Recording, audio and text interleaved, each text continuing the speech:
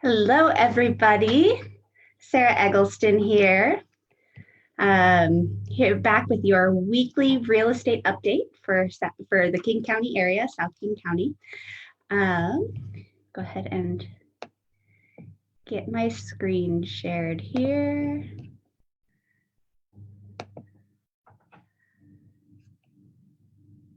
Hope everyone is having a wonderful day. It is gorgeous weather outside.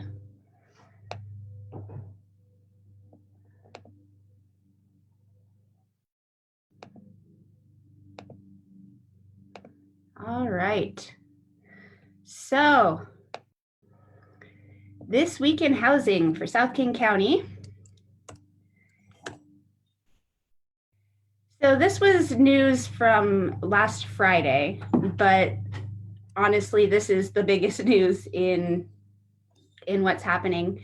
Governor Jay Inslee extended the stay-at-home order through at least May 31st and released a plan for Washington State's reopening in a 4-phase plan. Real estate services, the remaining ones, are included in phase 2.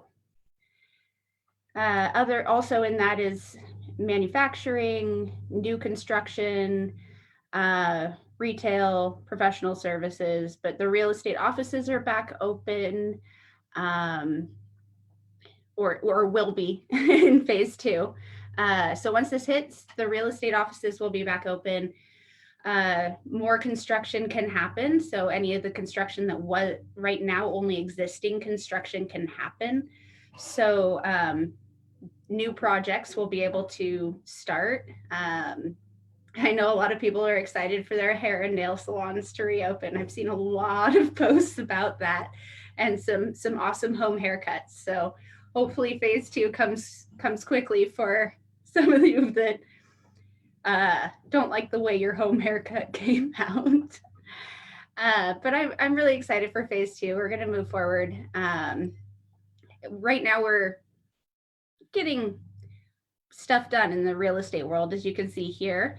Residential and condos, this is split up. This is for the past week. There were 583 new listings for residential, 145 for condo. And you can see that that is again surpassed by the amount of pendings. And not every house that goes, or every deal that goes pending will close. So, but you know, you can see we are losing inventory here to the pending sales quickly.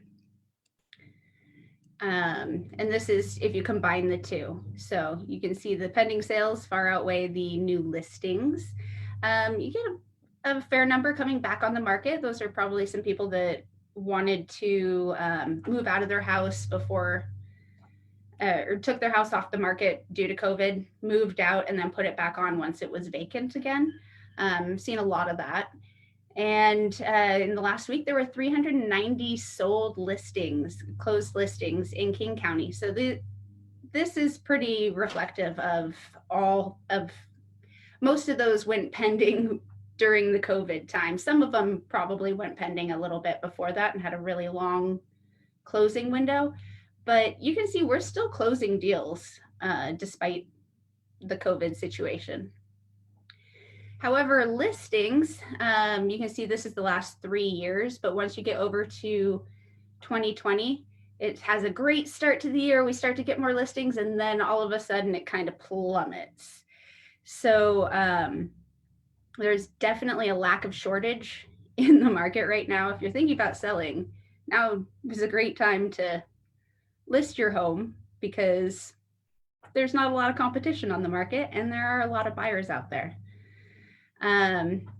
This shows the buyer traffic. So these are showings booked in a program called Showing Time that realtors use to arrange in-person showings for homes. And you can see in January, it ticked up, and then we hit the beginning of March, and it just plummets, and we hit the bottom here. But you can see about mid-April, it starts to go up again. People got a little more confidence in some realtors we're nailing down our procedures with the wipes and the gloves and booties. So all these procedures are getting nailed in. People are feeling safer and going out and looking at homes again. So there's a lot of buyer traffic and not a lot of homes on the market. You see, this is comparing it to April of last year. The amount of new listings went down almost 37% from April of last year. And we definitely had a shortage last year, but you can see last year the days on market was 28. Average, the amount of days the home would spend on the market average was 28. Now it's 15. And some of these, there's some listings that have been sitting on the market for quite a while that are dragging this number up. I've seen a lot of homes going sold or going pending in 3-4 days, a lot.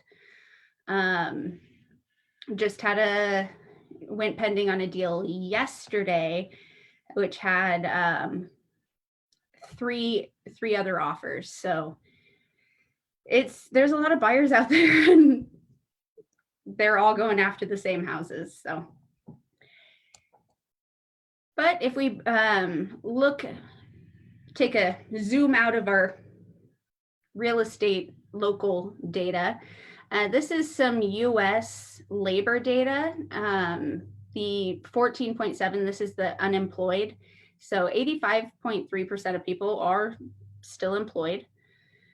And of the people that are unemployed, 90%, when polled, 9 out of 10 said that they would be going back to work, to their job, that it was just a temporary unemployment. So here you can see the different industries that unemployment is affected. So 37.6% of the unemployment right now is from servers and bartenders. And we all know that once the restaurants reopen, a lot of those servers and bartenders will go back to work. And maybe not all of them. There may be some restaurants that don't reopen, that don't make it, but a good portion of these people are going to go back to work right away once the restaurants reopen. Retail, temporary services like temp work, doctor's offices, these are services that we do need, and they'll bounce back pretty quickly. So I'm pretty confident about where the future of our economy is going. And I touched on this last week, but the industry is adapting. We're finding ways to get around any setbacks or challenges. We're showing houses to one person at a time, wearing masks, gloves, using hand sanitizer, sanitizing wipes. And there's a lot of marketing material out there that's available. Is just an example of some marketing material that's available. A lot of things have moved to online. I think if I had to predict about this, I think we will see a continuation of online offerings in the real estate world. I've hosted 2 home buyer webinars. Those were great. And a lot of people have a hard time making it to an in-person class. So it's something that I believe I'll continue to do. I'll do some in-person classes, but I'll continue to offer the webinars after the situation's over because it was easier for some people. And I was able to reach a wider variety of people through that method. Again, the safety, these are just forms that we're having buyers fill out before they tour the home. Just making sure that we have a paper trail. If somebody does get sick, we can go back and figure out who might have been exposed, contact them. But this is stating that you haven't been exposed, you're not feeling sick at all. And lastly, I just wanted to mention, I did put a page on my website, seggleston.johnelscott.com/homeowner-help. And there's a pamphlet on there. If you are a homeowner, or you know a homeowner that is having trouble with their payments, I really urge you to look at this guide or share this guide with them and really take it to heart. There, the forbearance thing going on, a lot of people think it sounds like a great deal, but there's a lot of drawbacks to a forbearance. So any of these situations, I would really urge you to go look at this pamphlet before making any hasty decisions. And yeah, it's a great resource, and I wanted to make sure that it was available to you.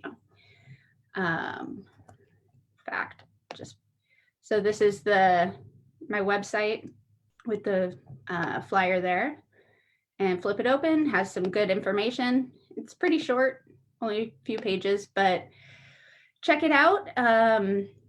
It's all about protecting your investment. So make sure that if you're in a situation to either utilize this information or stop share or pass it on to somebody who can use it, please do so. It's important.